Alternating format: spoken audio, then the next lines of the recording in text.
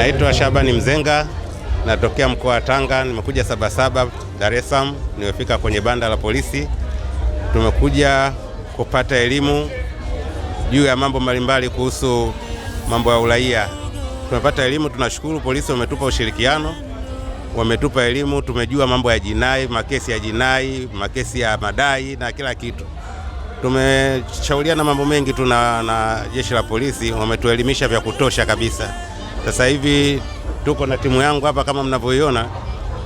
Tunaondoka tukiwa tumeiva kabisa. Tunajua haki ya mtuhumiwa, tunajua haki ya dhamana, tunajua makosa ya jinai, makosa ya madai na taratibu zake.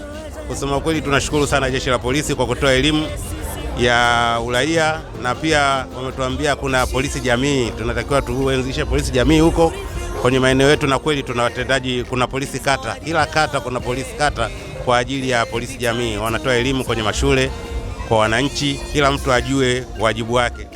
Kwa hiyo tunashukuru sana jeshi la polisi kwa kutoa elimu na kujitolea na sisi wananchi wake kujua haki zetu za msingi. Nashukuru sana jeshi la polisi, asanteni sana.